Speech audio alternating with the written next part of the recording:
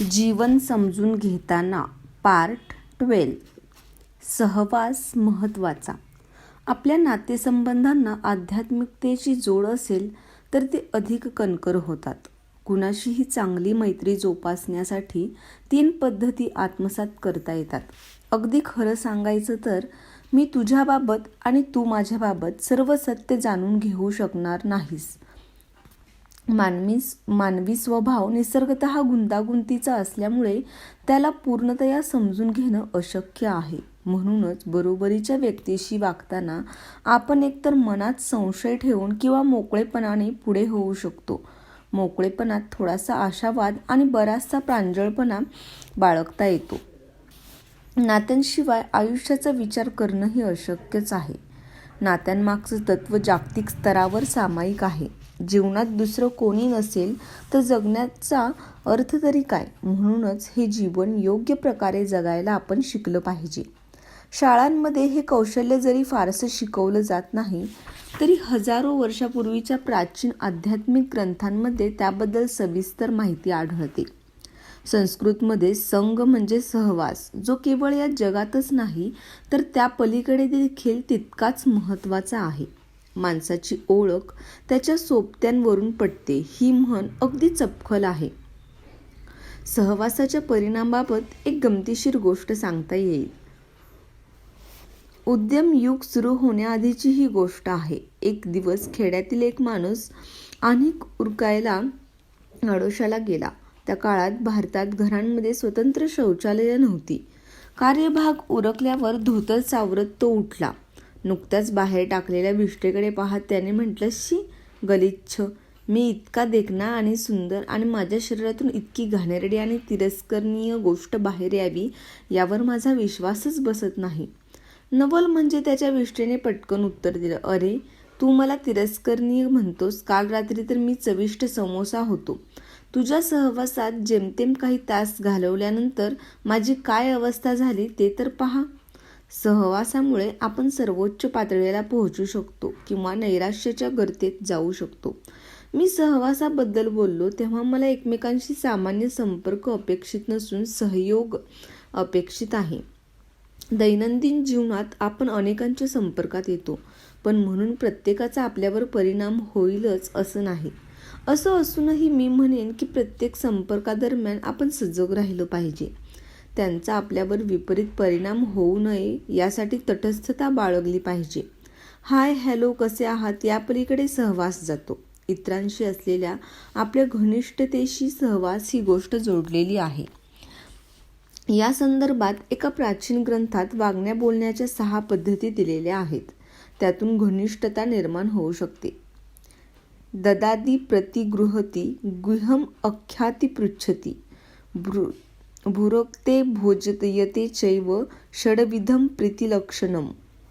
भेटवस्तू देणं आणि घेणं, मोकळेपणाने बोलणं आणि गोपनीयता बाळगणं, चौकशी करणं, तसंच अन्न देणं आणि अन्न स्वीकारणं या 6 देवाणघेवाणीमुळे सुंदर नाती आकाराला येतात. वरील 3 पद्धती आपण स्थूल मनाने वेगवेगळ्या 3 तत्वात विभागू शकतो. पहिलं तत्व आहे ददाति प्रतिगृहती म्हणजे देणं आणि घेणं.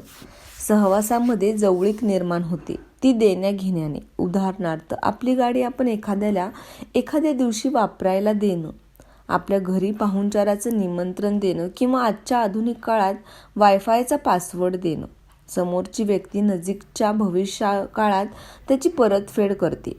भेटणाऱ्या कोणत्याही किंवा प्रत्येक व्यक्तीसमवेत आपण अशी देवाणघेवाण करत नाही. ज्यांच्याबद्दल आपल्याला जवळीक वाटते किंवा ज्यांच्याशी जवळीक साधण्याची आपली इच्छा आहे त्यांच्याशीच आपण देवाणघेवाण करतो. आपल्या सामान्य कृतींमध्ये आपण जेव्हा विशेषत्वाने आणि परिश्रमपूर्वक योगदान देतो तेव्हा जवळीक निर्माण होते. दुसरं तत्व आहे भुक्ते भोजयते चैव म्हणजेच अन्नाची देवाणघेवाण. यामुळे आपला सहयोग पुढची पातळी गाठतो. उद्या तू माझ्या घरी जेवायला येतोस का असं निमंत्रण आपण सहजच समोरच्या व्यक्तीला देतो. भारतातील एका प्रसिद्ध कॉफी शॉपची a lot can happen over coffee ही टॅगलाईन अगदी खरी आहे. सगळ्यांसमवेत वाटून खाल्ल्याने बऱ्याच गोष्टी घडतात. एकत्र जेवण्यातून दृढ भावनिक बंध निर्माण होतात. वस्तू एकमेकांना देण्याघेण्यातून निर्माण झालेली जवळीक एकत्र खाण्यातून अधिक घनिष्ठ होते. जेवताना अनेक सुखद क्षण वाटायला येतात. वातावरण हलकं होतं, मनाला स्पर्श होतो आणि आपण खाण्याच्या पदार्थांबरोबर भावनांची देवाणघेवाणही करू लागतो. तिसरं तत्व आहे गुह्यम अख्याती पृच्छती, म्हणजेच गोपनीयता बाळगत मनातल्या गोष्टी दुसऱ्याला सांगणं आणि त्याचं मन जाणून घेणं.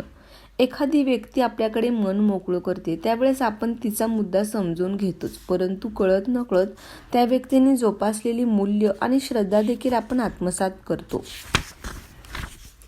यावरून असं म्हणता येईल की सहवासातील जवळीक म्हणजे आवश्यकतेच्या पलीकडे जात केलेल्या कृती. सुरुवातीला आपल्याला वस्तू एकमेकांना देणं, पुढच्या टप्प्यावर जेवणाचे पदार्थ एकमेकांना देणं आणि त्याही पुढे जाऊन विचार, मूल्य व श्रद्धा यांची देवाणघेवाण करणं. दुसऱ्या व्यक्तीचा आपल्यावर कसा परिणाम होतो ते एका उदाहरणावरून पाहूयात. हे एका उदाहरणातून पाहूयात. आपल्याला माहीत आहे की धूम्रपानामुळे जीवाला धोका असतो. एका विद्यापीठातील 2 तरुण विद्यार्थ्यांपैकी एक जण धूम्रपान करत नाही, पण दुसरा मात्र करतो. सुरुवातीला प्रयोगशाळेत एकत्र प्रयोग करत एकमेकांच्या नोट्स घेणं इत्यादी आवश्यक तेवढ्याच कृती त्यांच्यात घडत आहेत. या सहसंबंधांमुळे ते सहवासाच्या पायऱ्यांवर चढू लागतात. धूम्रपान न करणारा मुलगा आपल्या मित्राला शहराच्या दुसऱ्या टोकाला असलेल्या त्याच्या घरी पोहोचण्यासाठी स्वतःची बाईक वापरायला देतो. बदल्यात तो मित्र याला असाइनमेंट पूर्ण करण्यासाठी आपला लॅपटॉप देतो. असं लक्षात घ्या की इथे कुठेही व्यवहार झालेला नाही. मैत्रीच्या नात्याने ही देवाणघेवाण सुरू आहे. आता ते एकत्र जेवू खाऊ लागतात, म्हणजेच सहवासाचा पुढचा टप्पा आला. त्याच्या बोलण्यात कधीही धूम्रपान हा विषय येत नाही. तर मग धूम्रपान न करणाऱ्या मुलावर धूम्रपान करणाऱ्या मुलाचा प्रभाव कसा पडेल हे मनाच्या अबोध पातळीवर घडून येतं. धूम्रपान न करणारा धूम्रपान करायला सुरुवात करणार नाही. उलट धूम्रपान करणाऱ्या मुलाचा आत्मविश्वास आणि स्वप्रतिष्ठा ही 2 मूल्ये तो नकळत स्वीकारतो. कदाचित त्यानंतर तो आपसूक धूम्रपान करू लागेल. म्हणूनच आपण जेव्हा घनिष्ठ सहवासाबद्दल बोलतो तेव्हा अबोध पातळीवर होणारी मूल्यांची देवाणघेवाण तिथे अपेक्षित असते. त्यायोगे आपली जीवन मूल्य आणि जीवनशैली प्रभावित होऊ शकते. असं म्हणतात की विचार जपून करा, कारण विचार शब्दात बदलतात. शब्द जपून वापरा, कारण शब्द कृतीत बदलतात. कृती जपून करा, कारण त्या सवयीत बदलतात. सवयी जपून विकसित करा, कारण त्यावरून तुमचं व्यक्तिमत्व आकाराला येतं. व्यक्तिमत्व जपून घडवा, कारण त्यातून तुमची नियती समोर उभी राहते. अशा प्रकारे एका साध्या विचारातून तुम्ही स्वतःची नियती घडवता. मुंबईचा ट्रॅफिक. हळूहळू का होईना आम्ही पुढे जात होतो. आता आम्ही हाजी अली दर्ग्यापाशी पोहोचलो होतो. समुद्राच्या ओहोटीच्या वेळी या सुंदर दर्ग्यात प्रवेश करता येतो. त्यासाठी पांढऱ्या शुभ्र संगमरवरी दर्ग्याकडे जाणारा पूल बांधला आहे. दुरूनही पुलावरची गर्दी दिसत होती. आम्ही हाजी अली चौकात पोहोचलो. चौक म्हणजे 4 रस्ते एकमेकांना छेदणारी जागा. आम्ही प्रत्यक्षात तिथेच होतो. पण मला असं वाटलं की हॅरीचं आयुष्य देखील असंच 4 रस्त्यांच्या मध्यभागी येऊन थांबलं आहे. त्याच्या नातेसंबंधात त्याने घेतलेले निर्णय कितपत योग्य आहेत हा प्रश्न तो चौक हॅरीला जणू विचारत होता. अशी द्विधा मनस्थिती नैसर्गिक आहे. आपल्या मनात अस्वस्थता निर्माण करणं ही जगाची वृत्ती आहे. गाडीच्या दारातील कप्प्यात ठेवलेल्या हॅरीचा मोबाईल व्हायब्रेट झाला. गाडी चालवताना चित्त विचलित होऊ नये म्हणून हॅरीने फोनकडे दुर्लक्ष केलं. अरे हवं तर बोल की, माझी काही हरकत नाही, मी म्हटलं.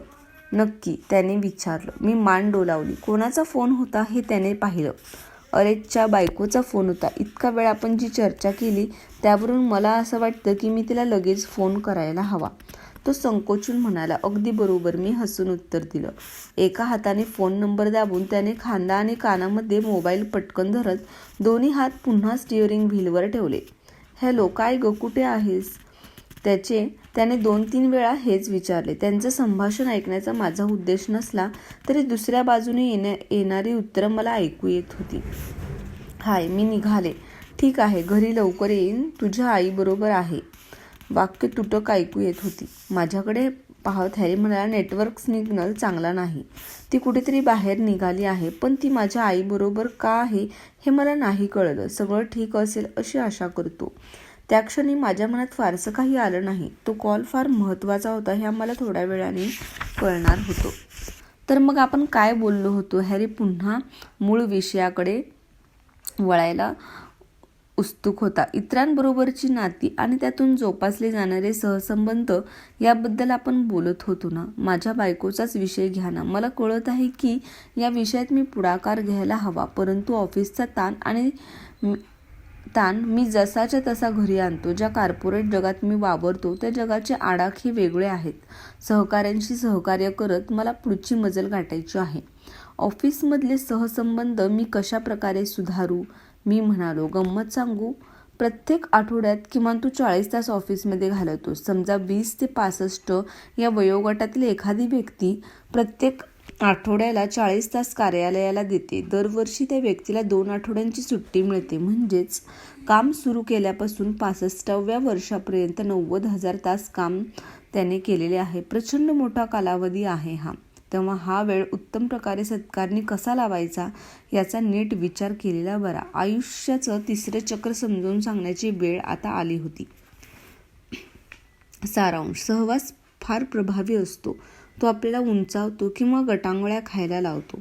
सामान्यपणे घडणाऱ्या कृती गरजेपोटी होतात आणि त्यातून फारसं काही अपेक्षित नसतं. वस्तू, अन्नपदार्थ, विचार, मूल्य आणि श्रद्धा यांच्या देवाणघेवाणीतून जवळीक निर्माण होते. दुसऱ्या व्यक्तीच्या सवयींपेक्षा तिने बाळगलेल्या मूल्यांचा आपल्या जीवनावर अधिक परिणाम होतो.